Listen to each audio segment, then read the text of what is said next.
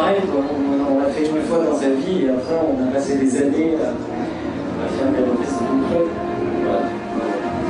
Ouais, mais n'empêche que la façon dont la musique et la façon de la vendre est organisée de telle manière qu'il y a des bios, et dans les bios on trouve des choses, quoi. Et peut-être que ça t'a échappé, n'empêche que dans la bio on trouve reprise de Pink Floyd. T'as fait ça qu'une seule fois dans ta vie, toi? Mais je sais pas si en fait, je sais même plus si je l'ai fait. Je sais qu'Antoine l'a fait. Pardon? Je sais qu'Antoine, le clavier, l'a fait beaucoup. Et moi, c'était pas spécialement Pink Floyd. Est-ce qu'on va passer le temps à parler de Pink Floyd? Non, on va laisser tomber. On va laisser tomber Pink Floyd. C'était juste pour amorcer en attendant que le micro passe, et j'espère qu'il va passer, qu'il y aura des questions. Bon, en attendant, à nous, oui, question là-bas. En attendant la question et que le micro passe, on a que deux micros. Hein. Ce qui est manifeste, c'est que ce qui t'intéresse, c'est d'être auteur-compositeur. Ouais, j'ai pas composé toutes les chansons sur l'album, mais les textes, oui. Et tu composes aussi. Oui. Donc tu t'intéresses au rapport entre le texte et la musique. C'est pour ça que je fais des chansons. Voilà. Ils sont a priori le rapport entre le texte et la musique. C'est exactement ce que je voulais dire. D'accord. Alors, est-ce que tu peux nous parler du rapport entre les textes et la musique? Alors les textes, c'est clair que c'est pas de la poésie. La musique, c'est pas vraiment de la musique. Et les deux cumulés font des chansons.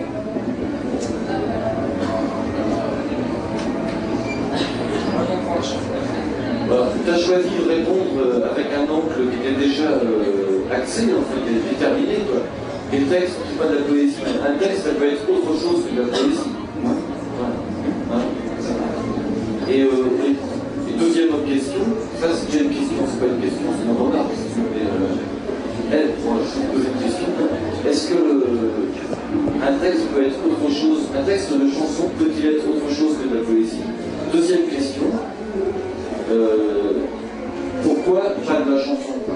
De toute façon, les textes de chansons ne seront jamais de la poésie. Ça c'est défini à la base. La chanson c'est quelque chose de populaire au sens noble du terme populaire.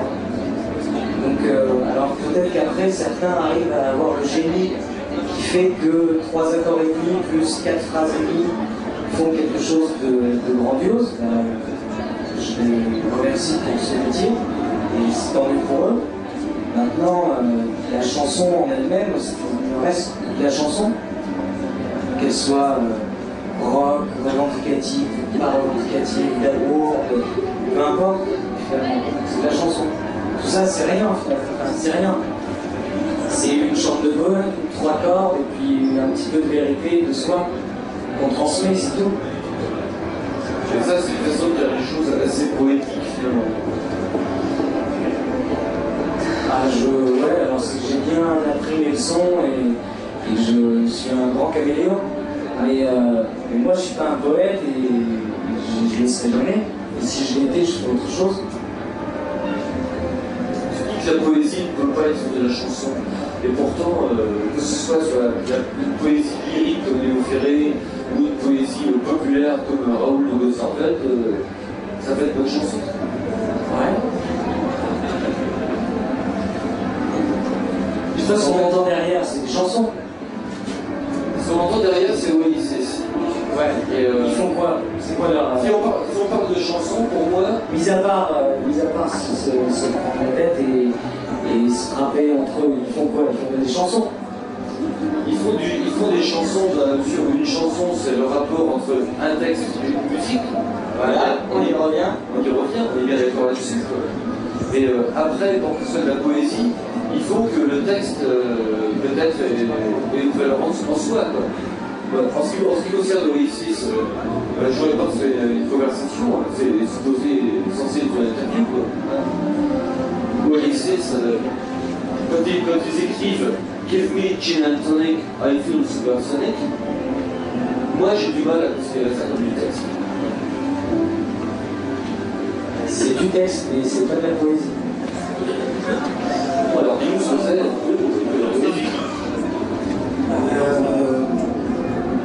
Baudelaire, c'est de la poésie, Antonin Artaud, c'est de la poésie. Brel est arrivé justement à cumuler des talents énormes dans les deux côtés, et c'est ce qui fait que ça s'en rapproche. Et puis du côté musical, c'est la même chose.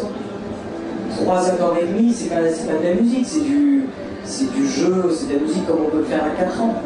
Mais c'est bien, ça a une spontanéité, une fraîcheur, une vérité qui est là. Mais c'est pas bac, quoi. Il y a quand même une marge de travail qui n'est pas la même. Bah, c'est probablement autre chose de toute façon, mais en ce qui concerne 3 accords et demi, d'ailleurs je vois très bien ce que c'est que le et demi. Ça aussi, généralement entre 3 et 4.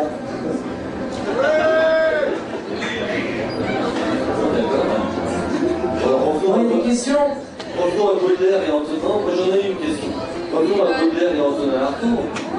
En quoi Baudelaire et Antonin Artaud ont quoi que ce soit à voir avec nos chansons? Rien du tout.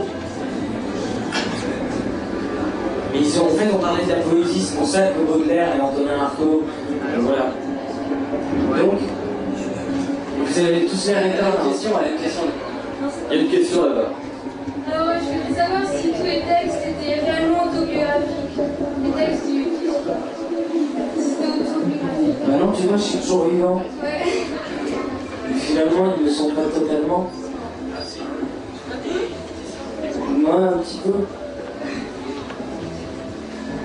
Pourquoi t'as écrit, tu es tellement. Enfin, qu'est-ce que tu imagines quand tu écris tes chansons? Finalement, quelle position?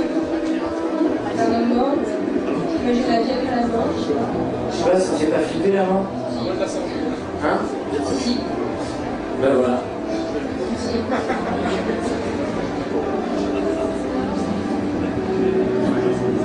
Bonjour.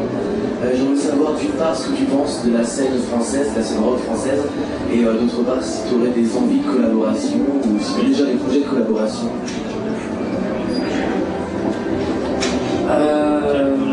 La scène, c'est quoi la scène rock française? Les groupes rock en France. C'est qui? Bah, ceux que tu connais. Et toi, c'est qui pour toi? Tous les groupes rock en France. Moi, j'en connais pas. T'en connais pas? Mais c'est dommage. Oui, bonjour. C'est cela.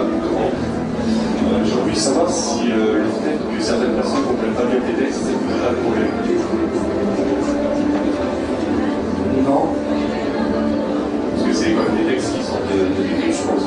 C'est assez profond pour toi. Il y a certainement des... Mais après, il n'y a pas comprendre et pas comprendre. Il n'y a pas comprendre le français. Donc là, c'est pas à moi qu'il faut en parler. Franchement, c'est... Maintenant, pas comprendre l'univers. Je m'en fous. Je fais pas ça. Enfin, déjà, je le fais pour moi à la base. Un album, on le fait pour soi. Il y a ceux qui font aussi dans la démarche, c'est je vais écrire ça parce que les gens en écoutant vont penser ça, et donc ça c'est du calcul, comme la pub finalement. Mais ça c'est pas très intéressant, on n'y apprend rien. Mais après on fait les choses comme soi. Et quand on les fait pour soi, ben, être compris ou incompris, ça n'a pas vraiment d'intérêt. C'est de les faire qui compte. Je voulais vous demander un petit peu la pression extérieure qui est due au succès, etc. Comment vous la gérez personnellement? Tu peux me tutoyer. Et la pression, elle n'existe pas tant que ça. Hein. Elle n'existe pas tant que ça. Je crois qu'il faut marquer des limites dès le départ. Il ne faut pas considérer les choses avec modestie quant à ce milieu. Je parle pas en général et humainement. Parce que je pense que quand on arrive dans ce milieu et qu'on nous considère comme n'étant pas humain, étant autre chose, il ne faut pas le considérer avec modestie. Justement parce que c'est pas humain. Et si on n'est pas humain, on est quoi? Ah, dans ce milieu, c'est pas humain.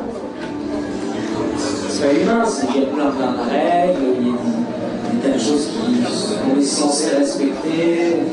Et puis c'est l'argent, quoi. C'est l'argent finalement. Tout ça, tout ce qu'il y a ici, c'est l'argent. Ceux qui jouent là, c'est l'argent. Tout le monde.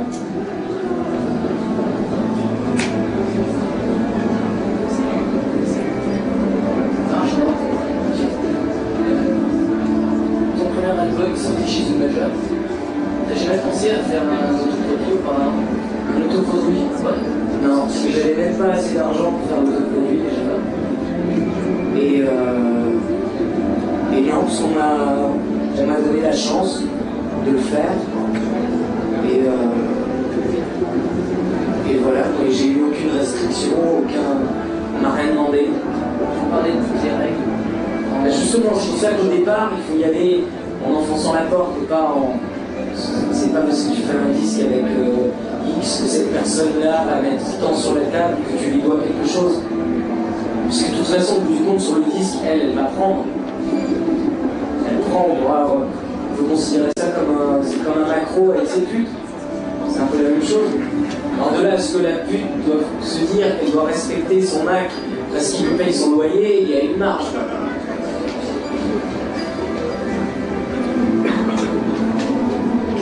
Mais toi, dans cet échange-là, qu'est-ce que tu prends toi? Qu'est-ce que tu prends toi dans quelqu'un met quelque chose sur la table, on peut penser que c'est on veut t'acheter, etc.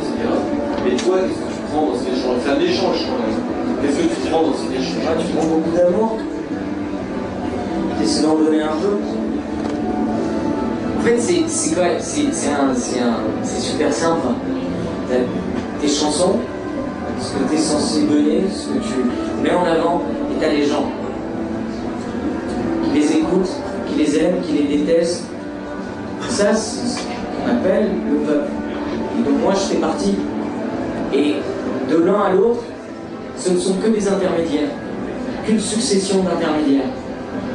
D'un côté la maison de disques, de l'autre les organisateurs de concerts, les organisateurs de festivals, les médias. Alors le mot média, ça veut dire c'est intermédiaire.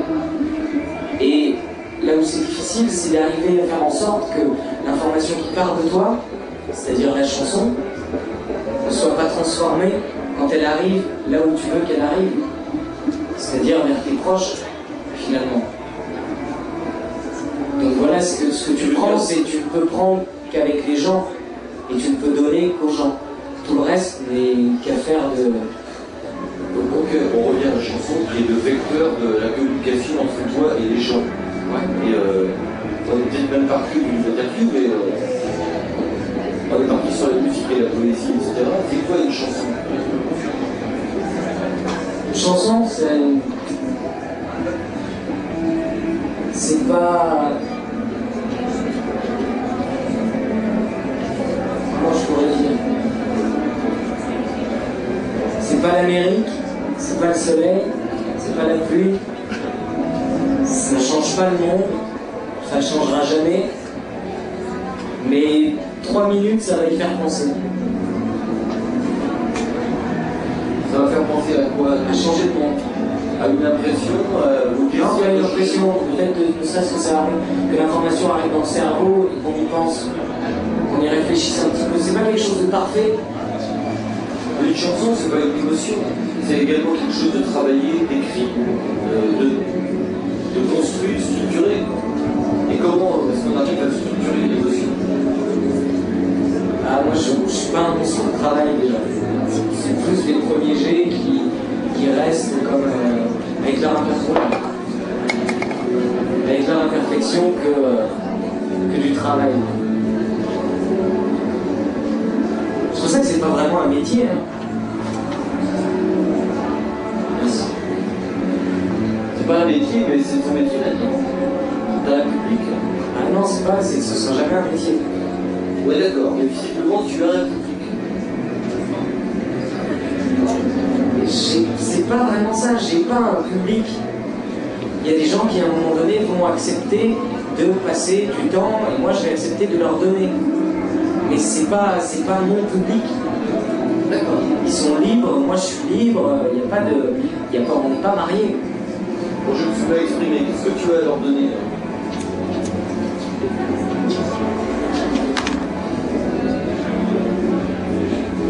Du malheur en fait.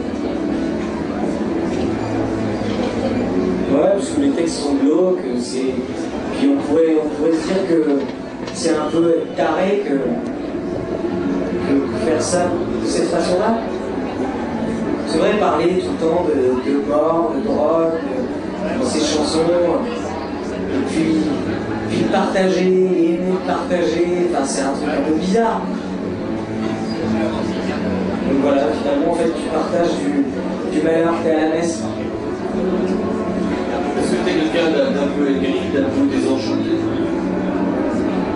Aigri, non. Non. Parce que l'expression est belle. Désenchanté.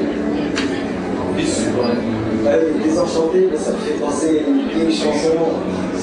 Et ça alterne qui m'énerve un peu.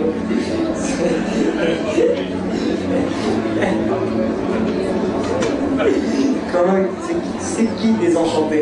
Voilà, Mylène. Bon, alors j'aurais une question. Là, c'est là. C'est là. C'est par là. Elle est pas dans ton label, toi?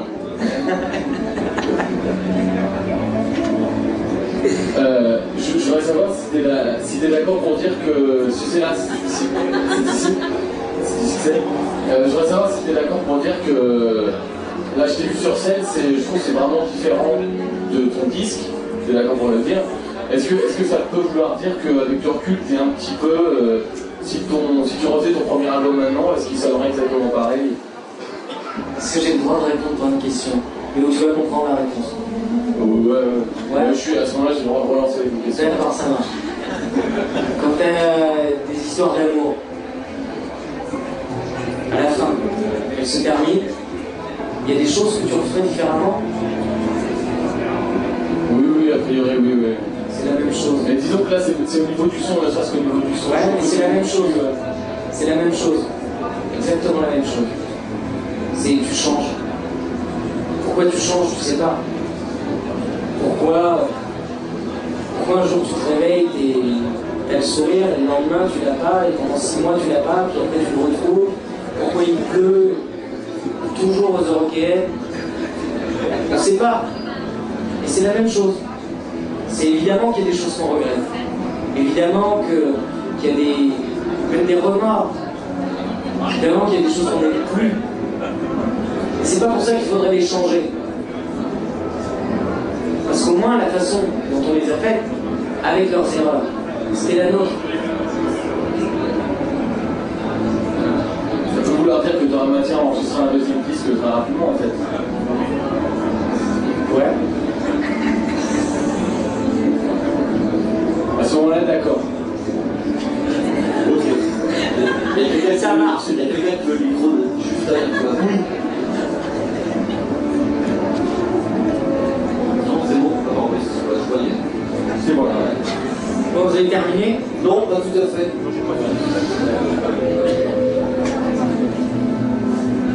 Je sens que ça va être une question difficile. Non, pas du tout, non. Je voudrais revenir à ce que tu disais tout à l'heure sur le fait que tu chantais un petit peu pour toi dans un premier temps. Ceci dit, ça n'empêche pas de venir aux Européennes chanter devant des milliers de personnes. J'ai pas dit que je chantais pour moi. Que J'ai dit que je faisais des chansons pour moi. Bon, ceci dit, alors je reviens un petit peu sans dire même en fait. Tu écris des chansons pour toi, mais ça ne pose pas de problème quand même de les diffuser devant des milliers de personnes comme cet après-midi. Non. Non. Tu te sens plus à l'aise dans une petite salle plus intime ou devant un public comme ça, même noyé sous la pluie? Aucun des deux. T'aurais préféré rester chez toi? Non plus. Non, mais ça fait partie des choses qui sont pas naturelles, c'est pas naturel. C'est pas naturel l'exhibition n'est pas naturelle. Peut-être chez certaines personnes, mais chez moi elle l'est pas. Et donc il y a un côté viol là-dedans. Mais il y a un côté viol apprécié. C'est plus du viol. Donc c'est plus du viol. Mais ça l'est quand même. Parce que les 2 minutes avant, entre retourner dans sa chambre ou monter sur scène, il n'y a pas photo dans le choix. C'est plutôt retourner dans sa chambre. Bah, ceci dit, t'as passé un bon après-midi quand même. Ouais, on a fait beaucoup de routes, mais ouais. C'est marrant parce qu'on parle de chansons et on a beaucoup parlé de poésie, d'émotion, des enchantements éventuels face à la vie. Et finalement, c'est de musique. Quelle importance pour les accords, le fait de rentrer dans ta chambre, comme tu disais à l'instant, de prendre ta guitare, de gratter, d'enchaîner les accords. Est-ce que c'est quelque chose d'accessoire ou est-ce que c'est quelque chose qui déclenche la poésie? Je crois qu'en fait, il y a vachement de masturbation là-dedans. Je dis pas ça par provocation. Je dis pas ça par provocation. Hein. C'est réellement ça. C'est-à-dire qu'il y a vraiment un côté, je suis tout seul, ça sort, et est-ce que ça va sortir? Est-ce que ce sont les bons mots? Et puis tout d'un seul coup, waouh, je suis content. J'ai eu mon plaisir. J'ai eu mon plaisir de la journée, quoi. Il y a un peu ce côté-là. C'est quoi ton plaisir? C'est ça, c'est cette communion entre un tout petit peu de musique, et puis un tout petit peu de sens, et puis peut-être un tout petit peu de prise de conscience, et peut-être un petit peu de moi, et peut-être un peu des autres. Et voilà, tout ça conjugué. Et cette communion-là, ça peut être le minimum syndical basé sur le malentendu. Tu balances deux émotions, et finalement tu crois que tu communiques, peut-être que tu ne communiques pas.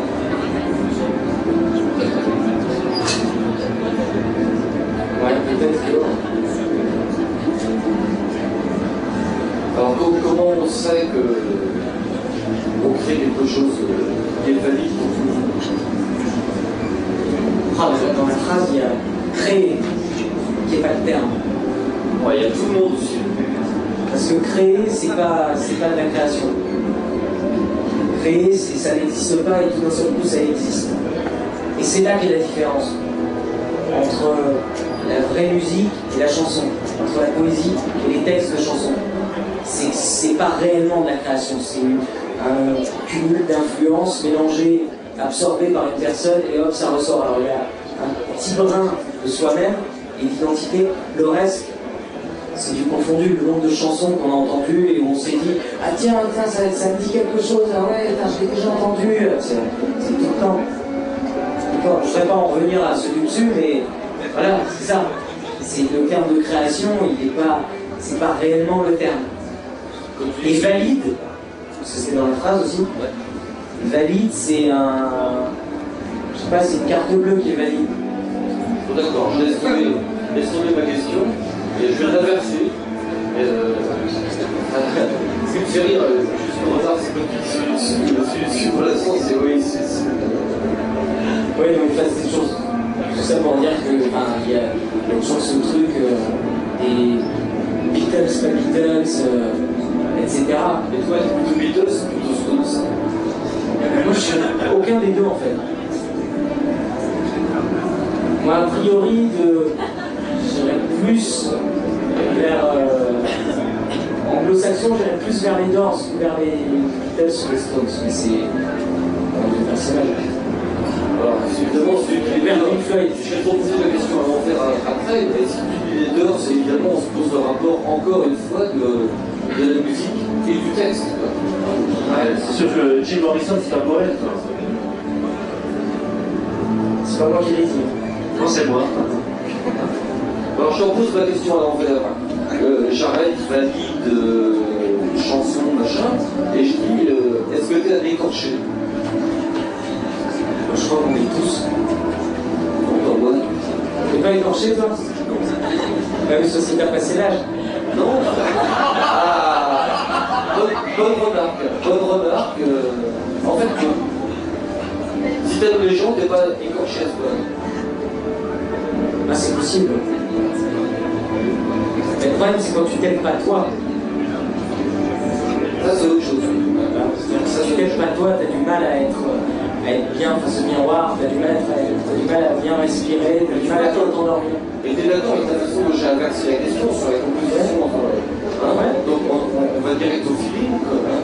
Et la poésie dans ce cas-là de vital, presque de sursaut de truc, quoi. Est-ce que c'est un peu comme ça que tu vois la poésie? Ouais, je crois que comme toute forme d'expression, c'est... Il a dit Baudelaire et Artaud, quoi. C'est toi qui l'a dit. Ouais.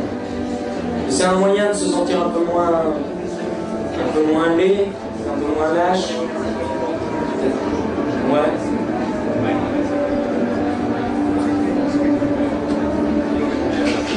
Ce qui m'embête un peu dans ce genre d'interview, de conversation, c'est que finalement, tes qualités sont connues en tant qu'auteur-compositeur, et que tu parles pas de musique beaucoup.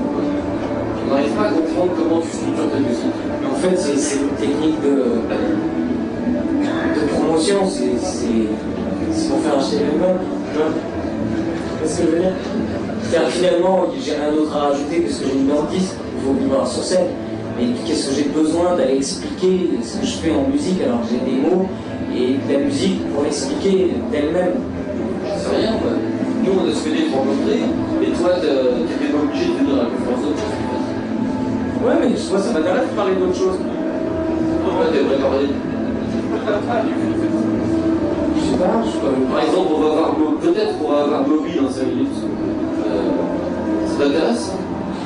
carrément pas. Qu'est-ce qui t'intéresse? Carrément pas. On va essayer autre chose, je sais pas. C'est toi qui nous dis, d'accord? Tu fais... Ah ouais, je préférerais parler de Mylène Farmer. Bon, bah alors, parlons pas. Ah, bah voilà. Bon, alors, parlons de Mylène Farmer, quoi. C'est quelqu'un qui travaille énormément la façon dont il présente sa musique au public, énormément. Le côté visuel est extrêmement important, le son est hyper travaillé, etc. Hein? Qu'est-ce qui t'intéresse chez Mylène Farmer? Ça ou le côté. Parce qu'il y en a un côté écorché aussi. Il n'y a pas des gens qui parlent de Mylène Farmer là? Non, c'est toi qui es là. C'est toi qui parles. Ça y est, on a fini? Ouais, on a fini. Voilà. Bon, bah, Merci. Il n'y a pas de quoi. C'est moi qui ai dit merci.